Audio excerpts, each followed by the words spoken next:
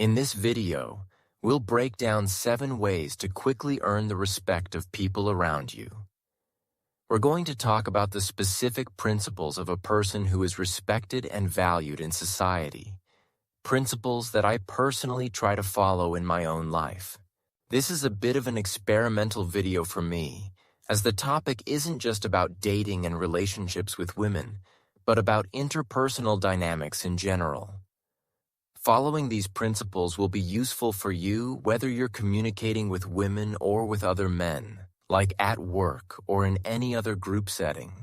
The video will be full of real-life examples from my own experience to clearly show you how I came to understand these principles.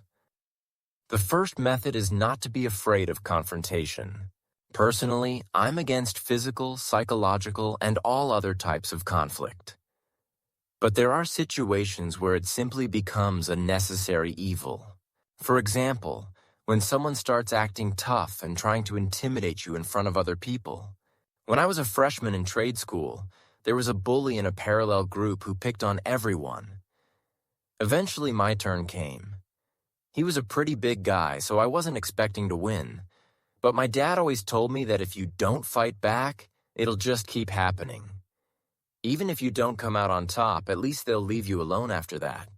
Well, I did just that.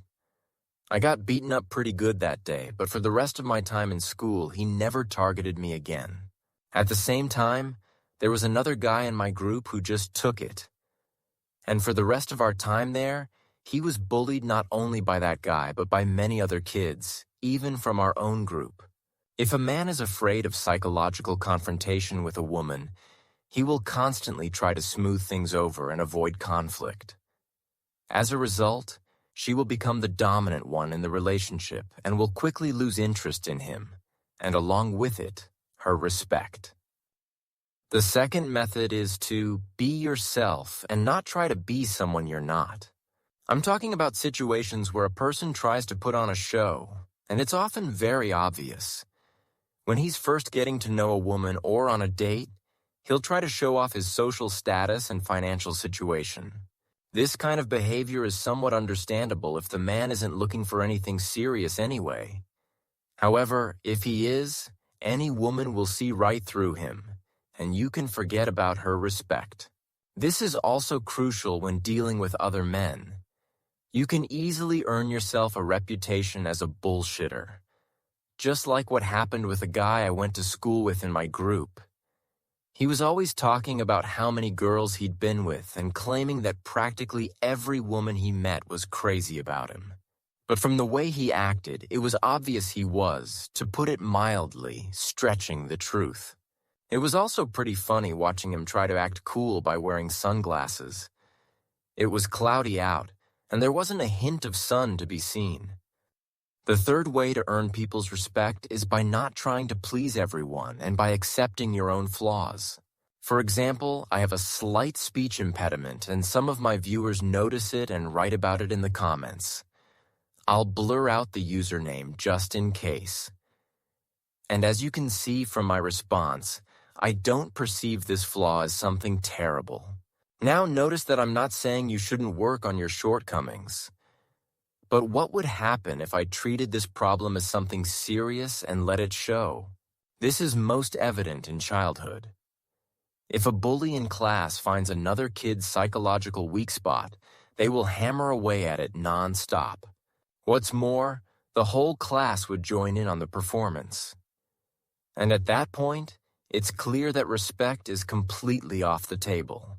In adult life, this dynamic isn't as obvious, but it still exists. Because when you get down to it, people don't really care about how much or how little hair you have on your head, or about any other insecurities you might be carrying. Everyone has their own full set of problems and worries.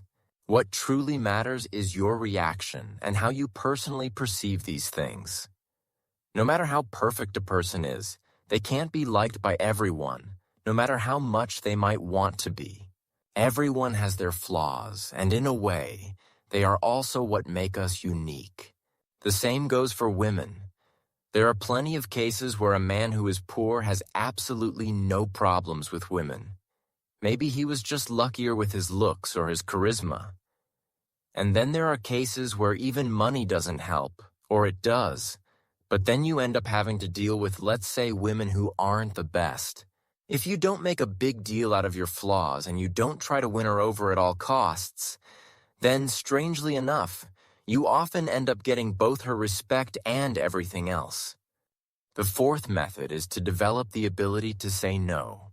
This is about standing up for your own interests and prioritizing them above the interests of other people. Many of us were raised by mothers who primarily taught us to smooth things over and avoid conflict, even when it's actually harmful. In a relationship, this leads to a woman using a man like that. It becomes a pattern of, do this for me, buy me that, and the man gets nothing in return. He can't refuse her or tell her that she shouldn't act or behave that way. And in any other group, like at work or with friends, a man like that will also be used, and people won't even appreciate him for it. Ultimately, this kind of behavior shows a lack of self-respect. And it's very difficult for other people to respect someone who doesn't respect themselves. Let me be clear. I see nothing wrong with helping a friend or colleague, but only when they appreciate it and are ready to offer help in return. The fifth method is to speak up when you don't like something. Back in trade school, I also had a couple of instances where I had to do this. Basically, the situation was this. A classmate was acting in a way that showed disrespect toward me in front of others. Well, in that kind of situation, if you want to be respected, you absolutely have to clap back somehow. My general rule is to treat everyone well from the start. But if they start making rude remarks, the first step is to tell them they shouldn't do that. And if it continues, it's perfectly acceptable to become more forceful and direct in your language. There are a lot of men who just put up with being treated like a doormat. For example, when the other person is making openly malicious jabs or direct insults, they, again, try to smooth things over and turn it all into a joke. Often, the roots of this behavior go all the way back to their teenage years. The sixth method is to have principles that you won't betray for any amount of money. In a relationship with a woman, this means setting certain boundaries that she cannot cross. I made a separate video about requests a woman might ask of you that actually violate these boundaries.